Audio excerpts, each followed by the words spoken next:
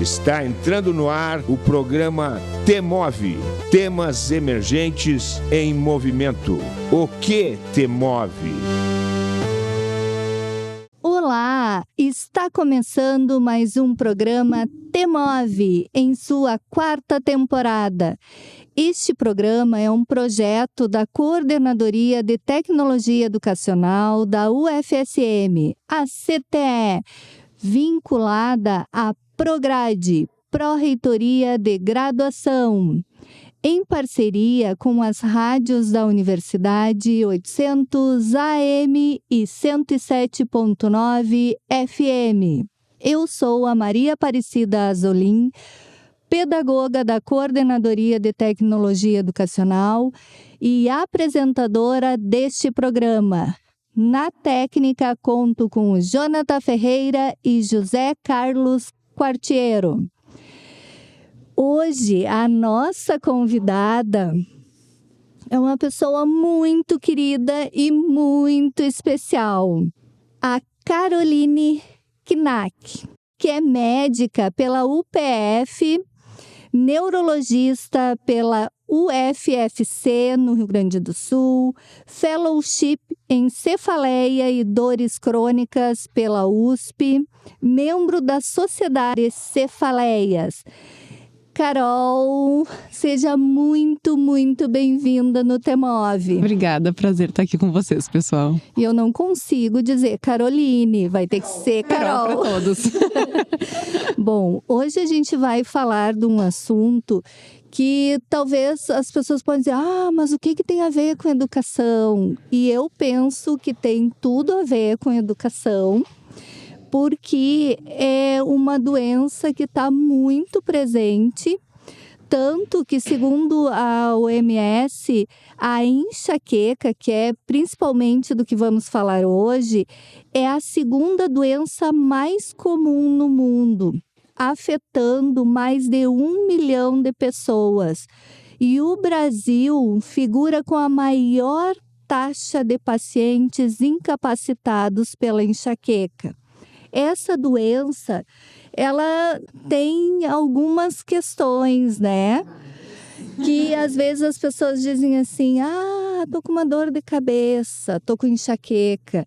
E ela é bem diferente, né? Assim, não é só uma dor de cabeça. Então, estima-se que 1 em cada 5 mulheres e 1 em cada 11 crianças e 1 em cada 16 homens sofram da enxaqueca. Eu, particularmente, tenho muito interesse nesse estudo, porque eu faço parte dessa estatística, tenho enxaqueca desde criança e sei o quanto ela é incapacitante. E por que eu digo que tem tudo a ver com educação? Porque eu acredito que a informação, o conhecimento, ele pode ajudar muito na prevenção e até, de certa forma, na cura, né? Ou para amenizar os sintomas. Então, por isso, nosso assunto hoje é muito relevante. Mas antes de entrarmos nos assuntos, eu vou fazer uma pergunta que não estava no roteiro. Que ela é surpresa. Que ela é assim, nesses 100 e poucos programas, todo mundo responde. Que é o que dá título ao nosso programa. Então, Carol, o que te move? Hoje em dia, minha família, né? Tem uma bebê, a Margot, de 7 meses. Meu marido, Murilo, e com certeza a família, assim. Profissionalmente, nunca vou abandonar a profissão, porque eu tenho uma paixão, assim, principalmente na área de dor, né? Pra quem não sabe, sou enxaquecose, tive enxaqueca crônica, praticamente diariamente as dores, né? Muito bem tratada, não lembro a última vez que tive crise, tem uma neuro muito boa. Mas, profissionalmente é isso, assim, eu vejo muitos pacientes chegando no consultório dizendo, tu é minha última esperança. Né? Já fui em 8, 10, 12 neurologistas e nunca melhorou. Eu já tive uma paciente que ela falou, eu já estive ao pé da cama e disse que não queria mais viver essa vida. E tu me tirou dessa. Então, é isso. Profissionalmente é isso que me move, tá? E pessoalmente, a Margotinha, com certeza. E quem é a Carol que não está no Lattes, na profissão? Tudo além, né, do Lattes, que é um currículo formal aí da minha vida acadêmica. Mas a medicina, quando eu entrei, foi muito diferente, porque a gente sabe que a fama dos médicos, né? Não é um mundo tão fácil. Então eu não me identificava muito com muita coisa. E hoje em dia eu posso, graças a Deus, atuar da forma que eu acredito que é a atuação médica, né? Um pouco mais informal, mas sempre baseada em evidência científica. Então é uma pessoa muito autocrítica, se cobra demais, perfeccionista, ansiosa, né? Que a gente quer tudo tintim por tintim. Não gosto de atrasos. Nem por minha parte, nem dos outros. Então, eu sou eu, né? Não é, com certeza não sou só o Lattes ali, mas o Lattes é só formalidades. E, Carol, da especialização em neurologia, foi devido à tua experiência com a questão da enxaqueca, à tua situação de enxaquecosa? A subespecialidade em dores de cabeça e dores crônicas, que sim. Mas a neurologia, eu entrei na faculdade, na neurologia, na verdade, querendo medicina do trabalho, né? Ou seria médica de família. No primeiro ano eu mudei de ideia, porque eu me apaixonei por neuroanatomia e depois eu só gostei de semiologia da neurologia. Aí eu fiz um estágio em ortopedia e neuro e eu lembro de um paciente com Parkinson que ele estava sendo entrevistado e aí quando ele se levantou para sair do consultório, ele paralisou. Que existe uma coisa chamada o freezing do Parkinson, que é o congelamento. Ele simplesmente congelou e ficou ali, estático. E eu pensando, o que tá acontecendo? E aí ele começou os movimentos devagarzinho e foi. E aí o neuro que estava na época, né, me explicou o que era o freezing do Parkinson. E eu achei aquilo encantador, né, de tu ver uma forma assim, motora, física, né, não é que nem na gastro, as dores de barriga, é uma dor assim, meio estranha aqui, tu não sabe, tu não está vendo aquilo. Sim. E na neuro tu vê, tu confia mais às vezes no teu exame físico do que no relato, que muitas vezes é subjetivo do paciente. Então eu me encantei desde o primeiro ano com neuro e decidi, assim, por neurologia. Então, o que é essa enxaqueca? Eu queria que tu falasse um pouquinho do o que é, quais os sintomas, o que é uma enxaqueca crônica, o que é o brain fog? Brain fog. Vamos lá. Item por item. Como tu disseste, né? Às vezes as pessoas falam assim, eu tô com uma enxaqueca. Existem mais de 150 tipos de dores de cabeça. Que bom pra mim, né? Que fiz a especialização em dores. Mas a enxaqueca, ela é mais famosa. Ela não é a mais comum, mas ela é a que mais leva as pessoas ao médico. Porque ela, por conceito, é moderada a forte intensidade. Quando eu digo moderada, ela é, no mínimo, né? Moderada. É uma pessoa que tem uma limitação importante pela dor.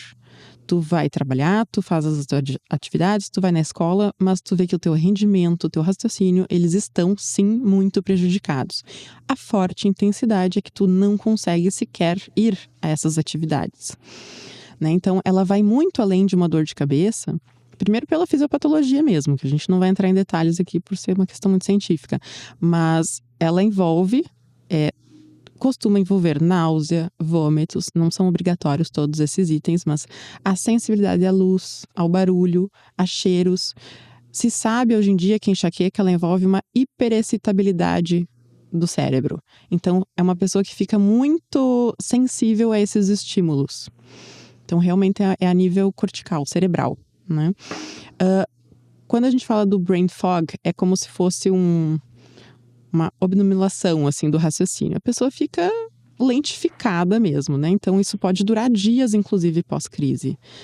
Eu tenho vários pacientes que, às vezes, não é a dor que limita a questão da enxaqueca. É como que ela fica antes e depois. A enxaqueca, ela pode ser dividida em pródromo, que é antes, horas, dias antes da enxaqueca. A aura, quando existente, que é 1/3 das pessoas. A crise de dor, que dura no adulto de 4 a 72 horas. Isso é um dos critérios do diagnóstico. E o pós-dromo, que é o depois, que pode durar dias. E o fog brain é um desses assim. Então, enxaqueca, pós-covid, né? Essa coisa do raciocínio lento mesmo. A gente se sente, entre aspas aqui, retardada, né? Pós-crises. Então, isso às vezes é o mais limitante. E eu não sabia que isso fazia parte da enxaqueca. Assim, ó, eu estar lendo algo, mas a impressão que dá é que não entra. Não entra na cabeça aquilo, o raciocínio, assim, ó, parece uma lesma, assim. E eu nunca tinha associado a questão da enxaqueca. É que vai muito além da dor de cabeça, né? Então é muito comum no consultório as pessoas falam assim, eu queria ver da minha memória também, porque eu tenho medo de ter Alzheimer, né? Mas é uma memória muito mais prejuízo atencional, de atenção, né? Parece como se fosse um TDAH. O dirigir, assim, ó, é realmente a falta de atenção. E realmente eu digo, será que eu tenho TDAH?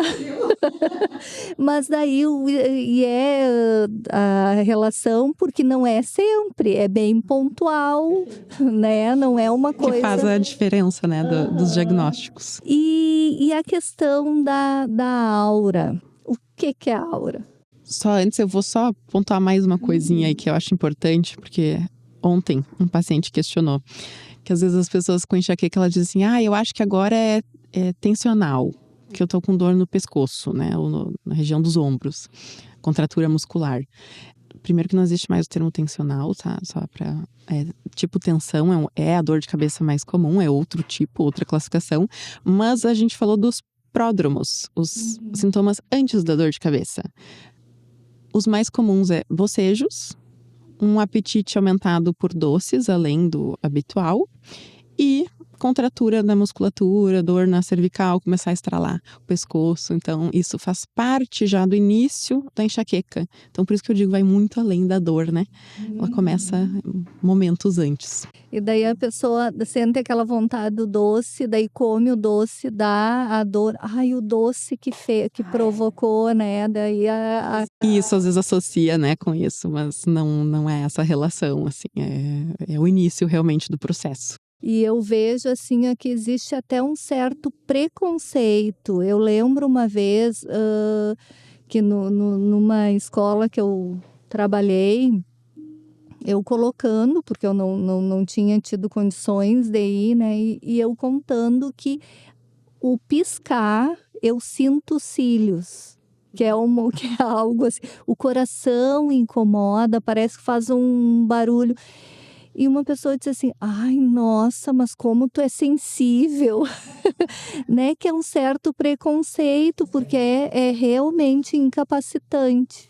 É uma falta de compreensão, inclusive de profissionais, né? Muitas vezes. Por isso, Carol, que eu acho assim, tão importante a gente falar dessas questões, né? Até para que quem se identifica com essas situações para procurar ajuda. A aura, porque ela não é só os pontinhos, né? Não vou entrar em detalhes, mas existem 6 critérios de diagnóstico para a gente dizer se uma pessoa tem aura ou não. Uma pessoa deve preencher 3, pelo menos, dos 6. Então, não é só dizer assim, tem uma alteração visual, tem aura. Já vi muito diagnóstico incorreto de aura, isso é importante. Vou falar depois o porquê. Ela é referente aos anticoncepcionais, principalmente, né, para as mulheres. A aura, ela é um fenômeno... realmente estrutural, tem alterações em exames de eletroencefalo, que começa lá atrás da cabeça, como se fosse um choque de convulsão, assim, tá? Assim, falando de uma forma para simplificar o entendimento, não exatamente isso, mas ela é uma alteração neuronal mesmo, e ela começa lá atrás, que é o centro responsável pela visão. Por isso que a aura geralmente começa com alteração visual, e aí ela pode progredir para frente, e aí vai fazendo outras auras. Então, o mais comum é a aura visual, uma das típicas. Duração 5 minutos a 60 minutos, até 1 hora depois da dor de cabeça. Começa devagarzinho, vai aumentando e diminuindo. Tende a ser só de um lado, então se fechar o olho para testar, geralmente vai ser só de um lado. E pode ser pontos brilhosos, imagens em zigue-zague, Tem a aura retiniana, que é ficar cega praticamente do olho e voltar. Existe a aura sensitiva, que é enformigar um lado do corpo. Existem auras de linguagem, tu querer falar uma coisa e sai outra palavra. A cabeça pensa normal, mas não chega. Sai outra, tu quer dizer assim, o copo, sai a caneta. Tem professores que têm que cancelar aulas porque eles têm aura de linguagem. Geralmente isso tem um fator genético importante, história na família. Existem auras atípicas, auras motoras, da pessoa ficar como se fosse um AVC, tá? Sem mexer, de fato. Enfim, vários tipos de aura, mas essas são as mais comuns. Nossa, essa da querer falar uma coisa e sair outra, eu tive uma vez só. E como a mãe tinha, ela viu, porque daí, e eu não é que eu não tivesse consciente, eu comecei a rir, porque assim, ó, eu queria falar, eu tava sabendo que eu ia falar, mas bem assim, saía outra coisa.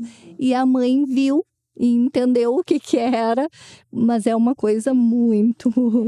Reforçando a história familiar, a questão genética, isso. Exatamente, é bem estranho mesmo. E as pessoas muitas vezes se assustam, né? Mas para dizer que tu tem aura, qualquer uma delas tem que ter tido no mínimo 2 episódios na vida, assim, né? Então, com intervalo maior de 24 horas entre eles. E aí tem contraindicação, tendo aura, tem contraindicação absoluta, não pode de forma alguma usar os anticoncepcionais combinados, que é as pílulas, né, que tem o progesterona e o estrogênio, porque aumenta muito o risco de AVC, que é o derrame da cabeça, né, e tromboses. Então, não pode. Se a pessoa fumar, mais ainda, aumenta em 10 vezes a chance. E assim, ó, eu nunca, eu tento não colocar no programa as minhas experiências pessoais, mas esse tema realmente não tem como eu não colocar. Eu nunca consegui me acertar com o anticoncepcional. Assim, ó, a impressão que eu tenho que o meu corpo, assim, ó, ele recusa. E foi uma sorte, porque eu só fui saber disso há uns 5 anos, até menos. Porque até então eu tentei vários e assim, eu sempre foi a primeira coisa quando eu chegava no ginecologista era contada a enxaqueca. Então, e nunca foi. E nunca. Porque todas a aura que enxerga em zigue-zague, que é muito, muito ruim, e a de pontinho. Então, assim, ó, eu já tinha um histórico, mas nunca foi falado. Então, a importância de reforçar, porque eu acredito que muitas mulheres que têm a aura ainda continuam tendo anticoncepcional prescrito. E às vezes não é questionado, né? Nem pelo ginecologista, nem pelo neurologista. Então, assim, é complicado, realmente. Acho que tem que fazer parte da anamnese quando a gente fala de dores de cabeça, né? De enxaqueca, se tem a aura ou não. E aí tem que saber os critérios, né?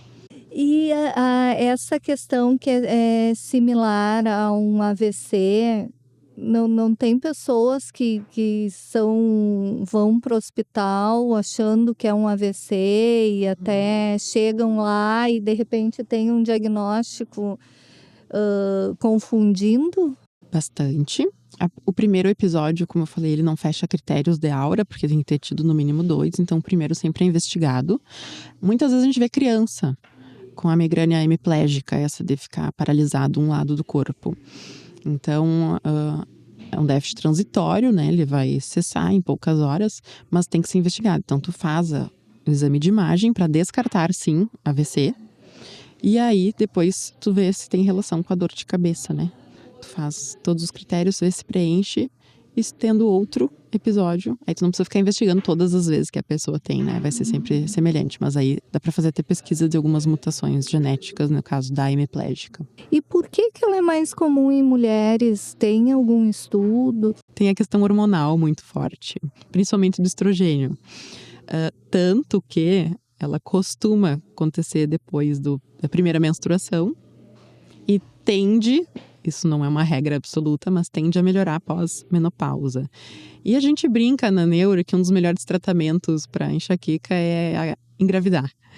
Não no início, ali no primeiro trimestre, depois que estabiliza os hormônios e fica muito mais progesterona, aí também tem uma tendência a melhorar as dores. Já vi exceções, mas mas a tendência é essa, sim. Ai, e é bem isso. As minhas 2 gestações, eu não tive crise nenhuma de enxaqueca. Eu dizia assim, eu acho que eu vou ficar sempre grávida.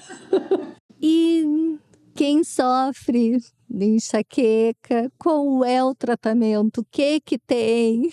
A gente brincou da cura, né? Mas a gente não fala em cura da enxaqueca, porque ela é uma condição crônica. Mas tratamento existem vários. Não é para a vida toda necessariamente, depende muito da resposta do paciente.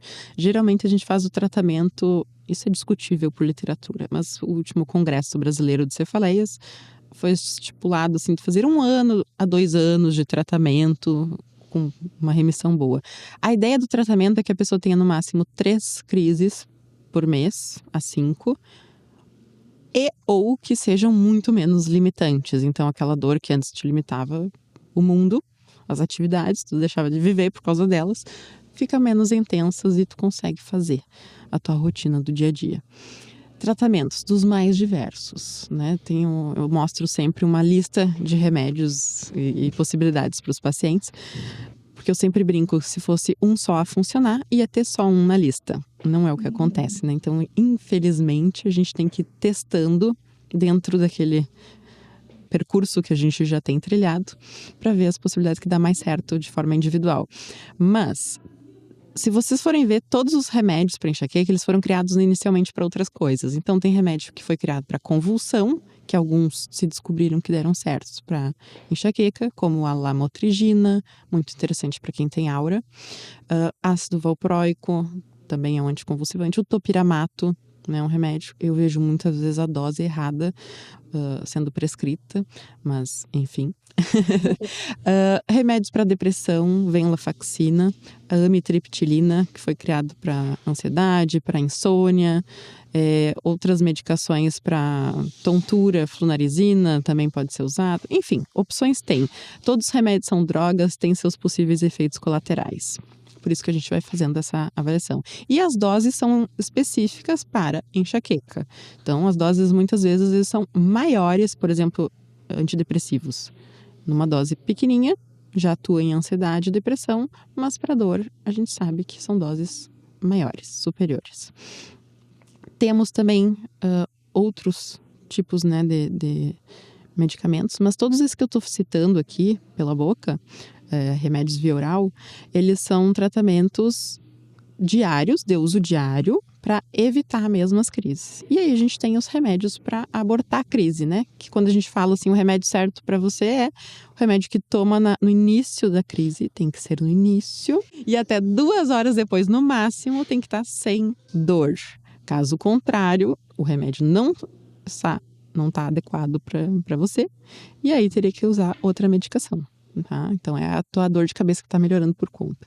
Vamos lá, por que tem que usar no início? Porque enxaqueca não é qualquer dor de cabeça. Voltamos, né, na fisiopatologia. Tem um estudo americano que diz que se uma pessoa diz assim, eu vou aguentar a dor para tomar o remédio, né? Se ela esperar, em média, 4 horas pós início da crise para tomar uma medicação, nenhuma medicação via oral mais vai ser absorvida. Porque a enxaqueca, ela faz gastroparesia. O que é isso? Para de mexer direito, a absorção é prejudicada, estômago, intestino. Por isso que tem questão de náusea junto. Né? Isso é uma média, 4 horas. Tem gente que é muito menos, tem gente que é mais. Então, começou a crise de dor de cabeça, já deve ser usado a medicação para abortar a crise. Caso contrário, vai ser aquela pessoa que vai dizer só remédio na veia melhora a minha enxaqueca. Ou, nesses casos, a pessoa está usando o remédio errado para ela, ou ela está demorando muito a tomar a medicação. E assim, a questão do remédio na veia. Por que só remédio na veia funciona para algumas pessoas e tem medicamento que é para dor que não é indicado para enxaqueca, né? E assim, ó, isso também de experiência, né, que vivi a vida inteira, ia para o pronto-socorro e sempre aplicavam a mesma medicação. Vai embora por Tramadol. desistência, né? Melhorei, mas na verdade todo mundo vai embora porque não aguenta mais o barulho, fica lá com dor. E geralmente é usado o tramadol. Isso é um problema, né? Por quê? A questão do melhorar só com medicação na veia é porque realmente a pessoa já deve estar um bom tempo com a enxaqueca, e aí a questão da gastroparesia que eu falei. Então, na veia vai ser uma medicação que vai direto ali na veia e não vai passar pelo trato gastrointestinal, né? Tramadol, morfina, são remédios que a gente sabe que são fortes. Aí eu brinco, né, com os pacientes. Não é o remédio forte, sim o remédio certo. Morfina, tramadol, essas medicações, elas não são adequadas para enxaqueca. Inclusive, elas podem dar efeito rebote. Algumas pessoas pioram a dor de cabeça e outras até sentem um alívio na hora, mas no outro dia elas vão ter dor de novo. E isso pode, inclusive, cronificar a dor. Uma pessoa que tem uma dor episódica, ali tem 3 crises no mês, pode ter uma dor daí diária, pelo uso incorreto das medicações escolhidas. Então, não é toda a medicação. Também, de experiência própria, uma vez fiquei 6 dias no hospital, e daí só com tramadol. E no 6º dia eu menti que tinha passado, porque eu não aguentava mais estar ali. Daí eu fiquei 1 mês tentando recuperar assim, uma desintoxicação. Tudo me dava náusea e eu fiquei 1 mês inteiro sempre com dor. Volto a dizer a importância do saber, né? Do conhecer, o abortivo, né? No sentido do remédio que vai abortar a crise, correto. E a medicação do tratamento. Então, realmente, isso é clássico, né? A pessoa cronificar uma dor, atrapalhar o quadro ainda mais por uso inadequado da medicação. E a questão da alimentação influencia o que pode, o que não pode. Eu acredito que muitas pessoas vão se identificar, que estão nos ouvindo, assim, eu como uma coisa, um dia me dá enxaqueca, no outro dia como e não dá. Sobre isso, e depois para eu não esquecer dos gatilhos, que eu acho que tem a ver com essa questão, né? Então vamos lá. Acho bom até para desmistificar algumas coisas, né? Porque a gente já viu algumas bobagens na internet de curso detox para enxaqueca, enfim. Não vão atrás disso, tá? É uma coisa super individual. Tem pessoas que não têm relação nenhuma com alimentos, pode comer, beber, o que for, e isso não vai engatilhar dor de cabeça, tipo enxaqueca. E tem pessoas que têm. Então, o interessante é tentar identificar se tu tem algum gatilho específico. Aí eu vou dar o meu pessoal, tá? A minha enxaqueca é super controlada, como eu falei, não lembro a última vez que eu tive crise, mas eu sei que se eu tomar vinho tinto, no dia seguinte eu vou ter dor de cabeça. Então é o meu gatilho identificado. Como eu disse, tem gente que não tem que se privar de nada porque não tem essa relação. Os mais comuns. Eu não vejo isso tanto no Brasil, mas talvez as pessoas não tenham essa percepção, mas está listado banana como um dos principais. Os chocolates não é nem pelo chocolate em si, mas pela cafeína que contém nos chocolates.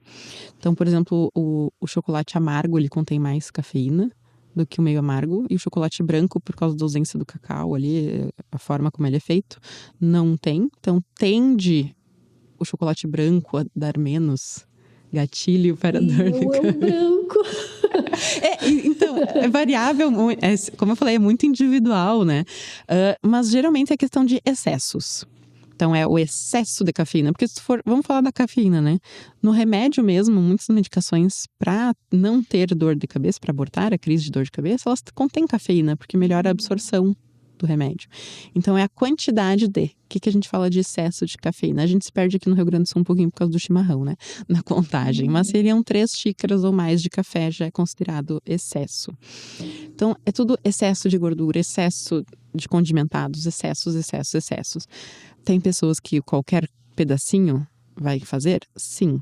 Porque aí, de novo, a hiperexcitabilidade cortical numa paciente enxaquecosa. Tudo isso. Então, depende, essa é a resposta. Eu lembro uma vez que uma pessoa me disse que tinha crise comendo tomate. E daí, eu sempre com as histórias, né? Uma colega disse assim, ai, mas que frescura! Tomate é tão saudável. E assim, ó, eu acredito que nisso também exista, né, os preconceitos, né? E é frescura, é mimimi, ora não poder comer isso, ou tu nem comeu muito, como é que vai desencadear uma... Quando o assunto é dor, tem muito estigma, muito preconceito, porque é uma condição invisível, né? Aos olhos dos outros. E eu via isso até por professores, médicos, né? Então imagina se profissionais de saúde não têm esse entendimento sobre o que é dor, fica complicado, né? Imagina teu vizinho, a vizinha. Mas realmente é questão de compreensão, tu estudar e entender que aquilo tudo tem uma alteração orgânica acontecendo, não é o mimimi. Uhum. E daí a importância da pessoa se perceber, né? Sim, o autoconhecimento, essa autopercepção é bem importante, porque a gente tem esse eixo que a gente fala do intestino-cérebro, que tem esse link direto, sim. Então, tem uma correlação comum, pessoas com enxaqueca, síndrome do intestino irritável, doenças celíacas. Então, não é que eu vou pesquisar isso em todo mundo, mas são alterações que são importantes e comumente correlacionadas. Então, é a pessoa ir se percebendo realmente se tem relação com um alimento ou não, com questão de diarreia, algum outro sintoma associado.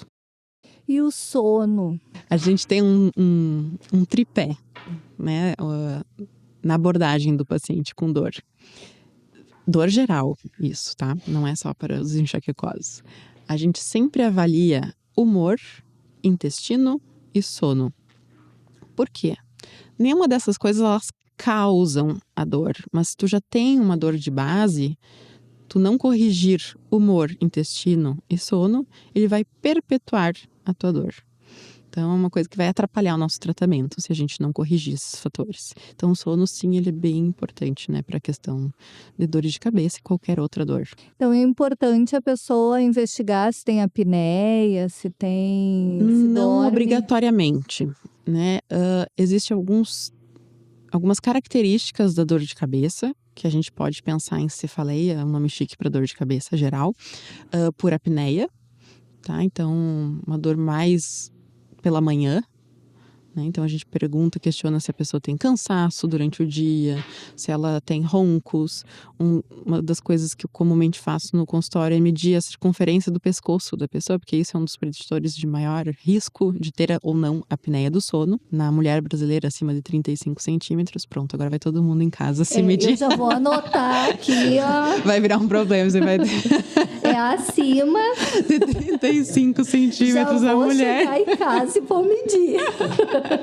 E acima de 40 centímetros o homem brasileiro. Então, aumenta muito o risco de apneia. O Zezinho, que tá aqui também, vai chegar em casa e já vai. É obrigatório tu fazer a sua investigação para todos, tá? Eu digo que quanto mais conhecimento tu tem, menos exames tu pede. Não precisa pedir ressonância para todo mundo com enxaqueca, não precisa, né? Mas quando bem indicado, aí a gente pede bastante exame. Então... Olha, o que eu fiz de ressonância, tu não tem seriada. Noção. E a minha mãe dizia assim, ó, viu? Tu não tem nada na cabeça. É porque é uma dor tão limitante, conceitualmente falando, que as pessoas dizem, não é possível que eu não tenha um tumor, alguma coisa na minha cabeça. E a atividade física em enxaqueca? Vamos lá. Sim e não. A pessoa que está com crise, por critério diagnóstico, inclusive, ela enxaqueca, ela piora com esforço físico rotineiro. Quando eu falo com esforço físico rotineiro, é abaixar a cabeça, levantar a cabeça, subir escada. Então, se uma pessoa está com enxaqueca crônica, não recomendo, né? Primeiro a gente trata, dá uma limpada no número de crises, na frequência delas. Mas... tu não estando em crise, a médio e longo prazo, a atividade física ela é muito benéfica, inclusive é um dos fatores, assim, como se fosse um tratamento mesmo. E isso não é para a pessoa emagrecer, né? Que nem falam assim, dor nas costas para perder peso, né? Menos sobrecarga na lombar. Não é isso. Na verdade, tem estudos bem interessantes. De forma simplificada, a atividade física a médio e longo prazo, ela faz com que a gente libere substâncias que normalmente seriam inflamatórias, elas se tornam substâncias analgésicas. O nosso corpo produz remédio para dor. Então, é bem legal, assim, os estudos. Realmente é uma coisa metabólica, além de tudo. Não é... A pessoa pode ser magra, ela vai ter benefícios, sabe? Então, vai além do que se imagina. E agora, eu falei no Zezinho, eu lembrei que ele faz parte do projeto Esquadrão da Alegria, que faz um trabalho no hospital, né, Zezinho?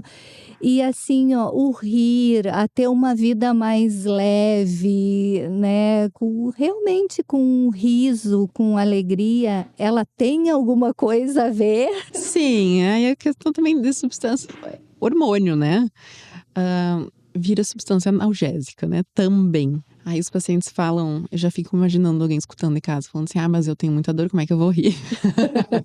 Primeiro a gente trata, depois a gente sorri nessas situações, né? Mas é tudo só cuidado, assim, quando a gente fala para não interpretar errado, né? Não existe causa e consequência aqui. É uma bola de neve.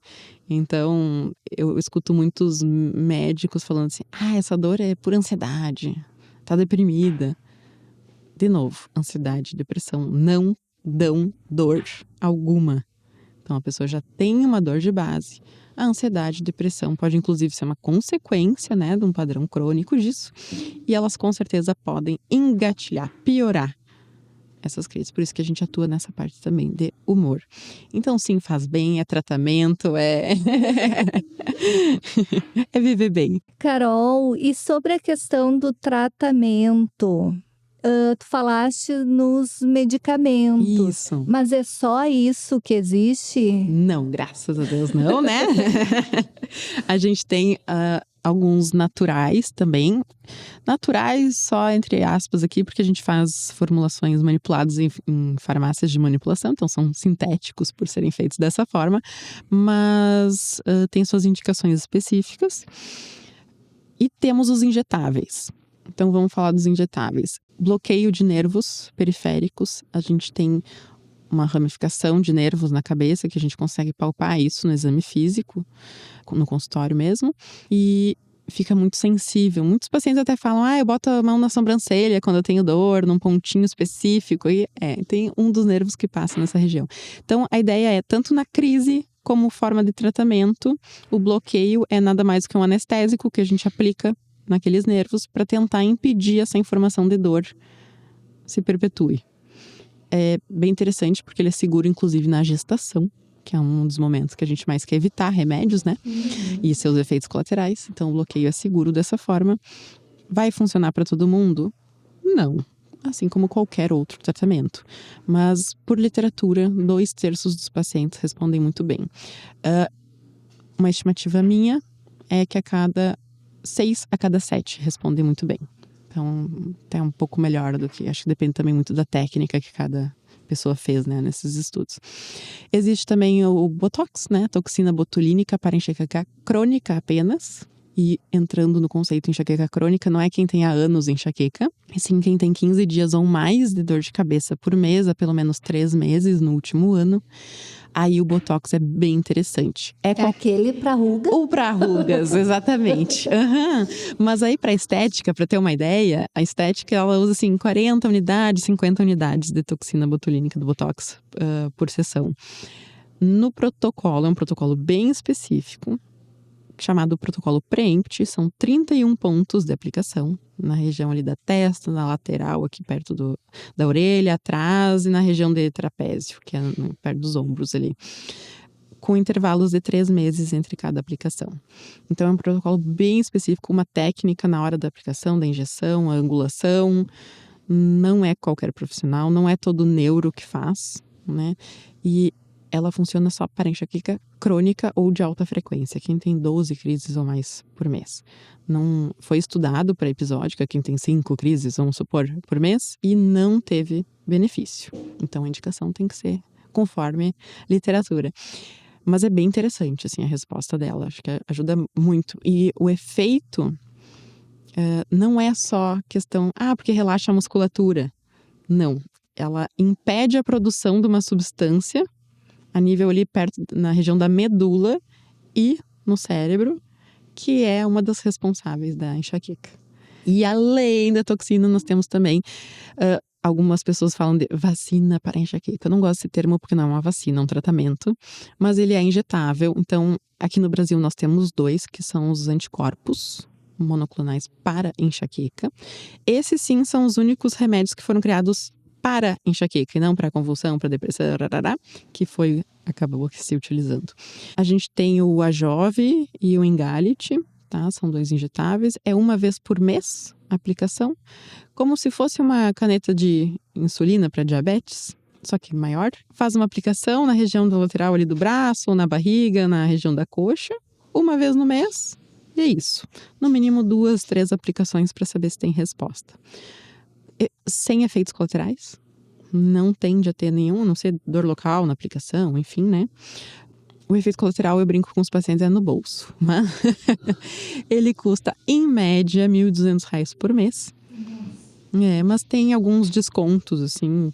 Inclusive, esse ano tem uma das marcas que tem um desconto progressivo para quem iniciar até dezembro desse ano, uma das medicações.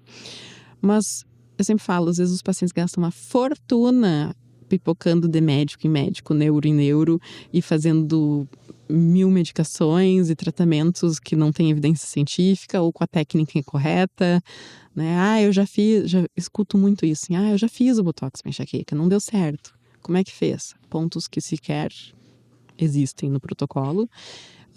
Então, acho que às vezes tem um gasto muito maior né, em qualidade de vida, em perder trabalho, né, do que se tu calcular realmente, assim, fazer esse gasto. Para algumas pessoas, claro, não para todas. E os efeitos colaterais, né, que nesse caso, praticamente inexistentes. Não, e a questão do excesso de medicamento, a fígado, intestino... Cefaleia por uso excessivo de analgésicos, dor de cabeça justamente começa a cronificar pelo excesso, mais de 10, 15 comprimidos por mês já faz dor de cabeça por uso excessivo de analgesia.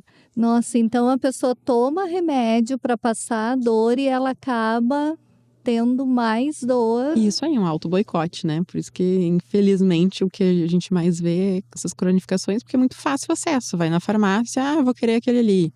Aí tem uns nomes comerciais, inclusive, que lembram enxaqueca, né? E sequer são remédios que são indicados para a crise de enxaqueca, mas... E a questão dessa medicação que é mais cara dos anticorpos, o SUS fornece ou tem algum projeto para o SUS? Porque a gente viu ali no início tanto de pessoas, né? Quantos milhões? Acho que é 30 milhões. 1 bilhão de pessoas no mundo. Aqui no Brasil eu não tenho. 30 milhões de pessoas sofrem no Brasil. Então tem uma perspectiva do SUS? Infelizmente, não. A toxina botulínica, ela pode ser feita pelo SUS, mas não para dor de cabeça. Ela é para espasticidade e para espasmos. Então, espasticidade é, por exemplo, uma pessoa com paralisia cerebral que fica rígida num braço, numa perna, né? Não consegue movimentar. Aí a gente pode fazer a aplicação via SUS, fazer esse pedido e alguns espasmos. Mas para dor de cabeça, não. Não está liberado e não tende a. Por plano de saúde, é muito difícil a gente conseguir. Às vezes, o médico credenciado, o teu plano, consegue, mas aí tem, como eu falei, tem que ver se a pessoa sabe fazer o protocolo correto. Mas é difícil. Mas eu tento. Eu tento fazer as requisições, mas sem muitos sucessos, assim. E os anticorpos não tem intenção, não. A gente pode até tentar, mas geralmente eles pedem, assim, para tu listar todos os tratamentos anteriores que a pessoa não respondeu e por quê, porque realmente é um custo alto. Eu tenho uma paciente que eu atendi ontem, eu tenho uma agenda online à parte, né? E ela mora em Nova York. Então tem pacientes, essa agenda online é principalmente para pacientes fora do Brasil, fora da região. E ela vem aqui para o Brasil para comprar o anticorpo, porque lá é muito mais caro. Nossa! E ele é produzido aonde? Ai, boa pergunta. Aí tu me pegou nessa. Não sei a produção onde é que é, assim, mas ela me citou porque eu fiquei curiosa até, não sabia, né, dessa diferença, assim, porque lá ela disse que é quase 5 vezes mais caro. Nossa! Quando tu estava falando no anticorpos, eu já imaginei que era produzido lá. Pois é, sim, a gente pensa tudo lá, né, mas realmente ela falou que ela vem pra cá pra fazer a compra. Tem alguns lugares que a gente consegue, por exemplo, tem uma paciente da Holanda e outra do Canadá, que aí eu fiz a cartinha, né, como neurologista no Brasil, que ela já tinha testado todos os tais medicamentos, sem intolerância, sem melhora, e aí eles conseguem. Então, depende muito da região. Aqui no Brasil não tem, nesse momento, planos para isso. E seria tão importante, né? Imagina quantas pessoas seriam beneficiadas. Principalmente pela essa praticamente ausência de efeitos colaterais, né? Mas eu acho importante também dizer que não é nada assim magia pura, né? Eu tenho pacientes que responderam maravilhosamente bem a remédio via oral, né, pela boca. Tem pacientes que responderam ao botox para enxaqueca, mas não ao anticorpo.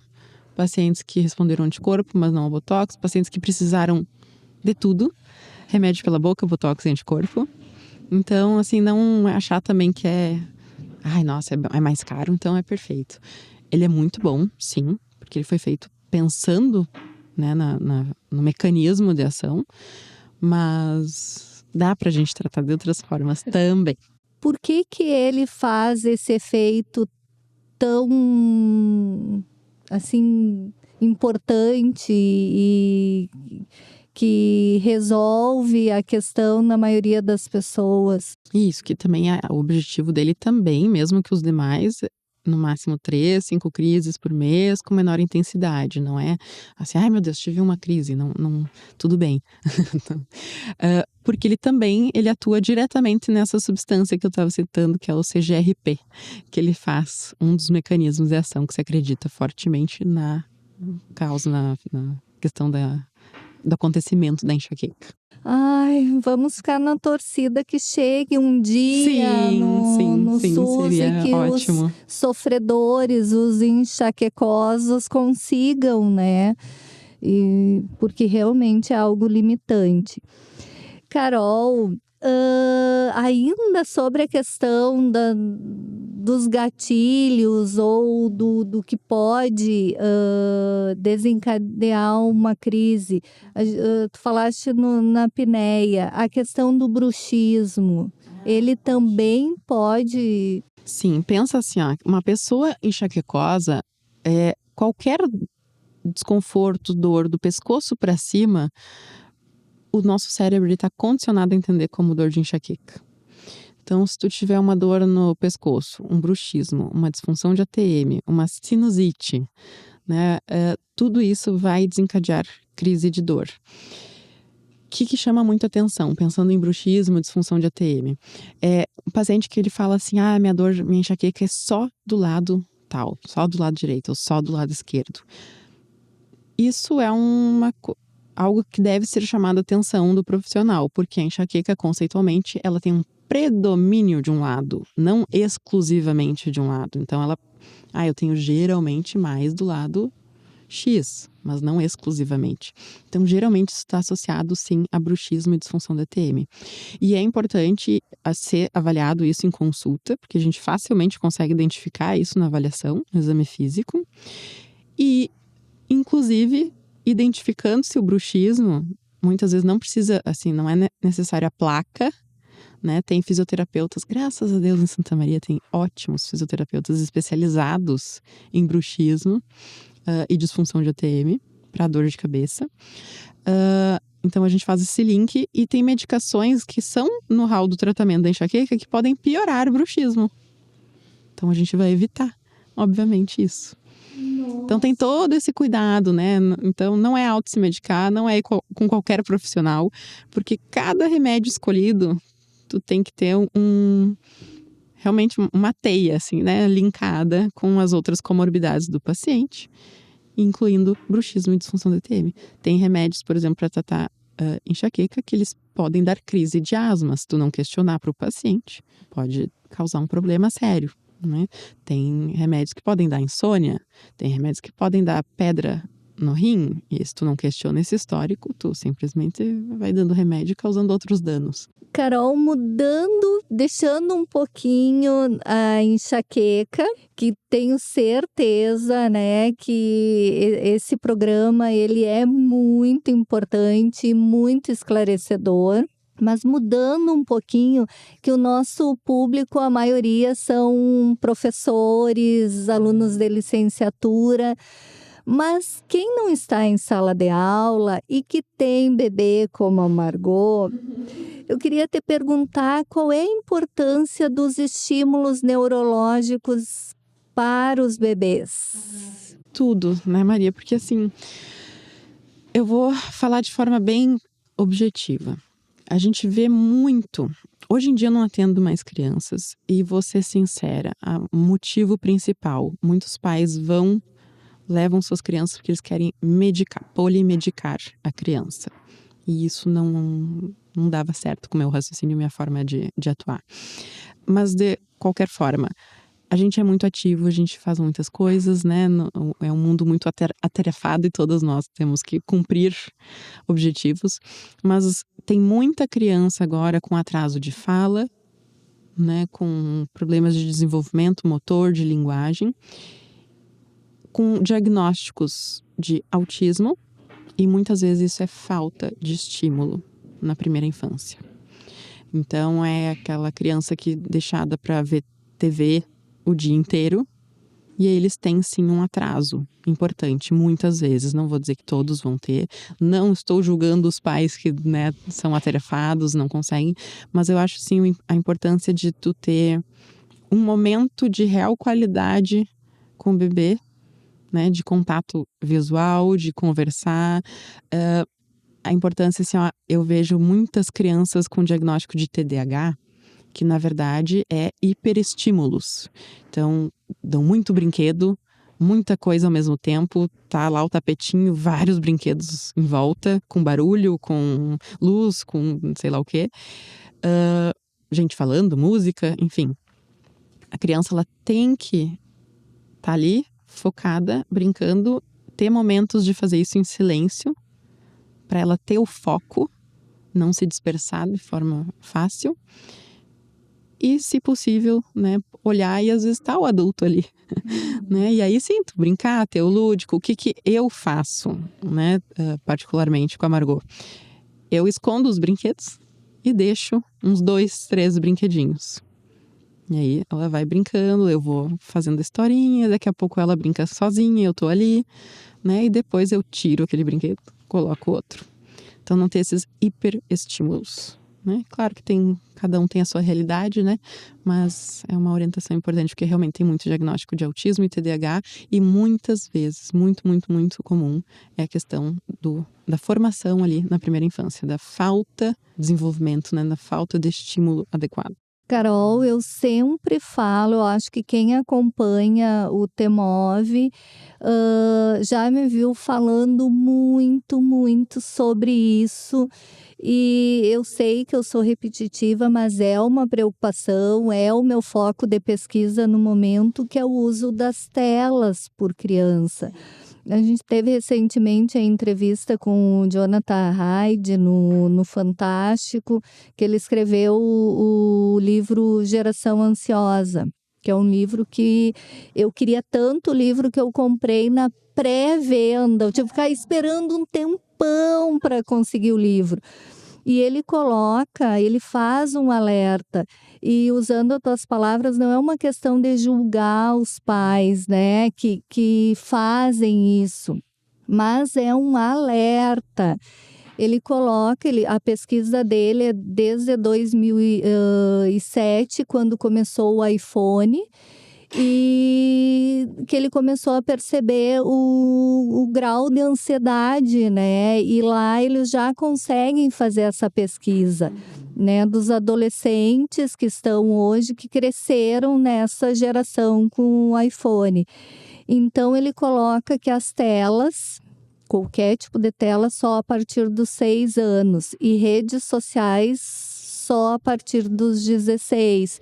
E tudo que ele fala é a partir de pesquisa, né? Então, assim, ó, é um alerta, né? Que é um perigo para essa geração e para as gerações esse uso excessivo das telas. O termo bom mesmo é colocar o excesso. Eu não costumo usar a televisão, mas é uma coisa minha, tá? Mas justamente a gente não quer julgar, né? E eu acho que dá para usar a televisão, sim, no momento de acolhimento, né? Fazer assim, acampamento em família, né? Vamos assistir um filminho, né? Fazer uma coisa realmente acolhedora, né? Um momento gostoso. Mas é esse excesso, né? Então tu vai no restaurante, já dá a tela para criança. O que acontece? Novamente, não julgando, mas acaba sim, por estudos, né? Tendo um imediatismo. É uma criança, um adolescente, um futuro adulto, que vai ser muito imediatista, que as coisas para agora, resolução para agora, né? Uma dificuldade de lidar com frustrações e sim, ansioso. Carol, rapidinho, porque o tempo passou muito rápido, eu queria conversar mais. Quais são teus projetos? Ai, tá. Meus projetos agora eu tô, então... Bom, vamos falar pela primeira vez aqui. Eu vou lançar 2 cursos, tá? Estou lançando. Um deles é abordagem ao paciente com dor crônica para profissionais de saúde. É uma masterclass, uma aula bem compactada, com muita informação, porque eu vejo muito erro de diagnóstico, mal compreensão de algumas questões. Então, eu fiz esse projeto, tá bem legal. E o outro é um curso para médicos, daí para aplicação de toxina botulínica para enxaqueca e outros tipos de dor de cabeça e bloqueios de nervos periféricos. E aí tem os modelos que tem filmagens na prática de como fazer e toda a parte teórica com as indicações e como fazer a técnica. Nossa! Ai, que legal! E que bastantes médicos façam, né? Para ajudar mais pessoas realmente a fazer de forma adequada, né? Carol, muito, muito obrigada por eu que agradeço. Estar aqui. Prazer. Obrigada, então, a neurologista Caroline Knack. O TEMOV vai ficando por aqui. Eu sou a pedagoga da CTE, Maria Aparecida Azolim, e a apresentadora deste programa aqui nos estúdios da Rádio Universidade 800 AM e 107.9 FM. Você pode ouvir novamente essa e as outras edições do nosso programa no YouTube. Acesse lá nosso canal CTE UFSM. Também estamos no Spotify. É só buscar TEMOV e ouvir nossos podcasts com as nossas entrevistas. Os trabalhos técnicos são realizados por José Carlos Quartiero e Jonathan Ferreira. E a direção da rádio é do Jonathan Ferreira. TEMOV nas ondas do conhecimento. O TEMOV vai ficando por aqui e que a sua semana seja bem levinha e muito feliz. Até semana que vem! TEMOV, temas emergentes em movimento. O que te move?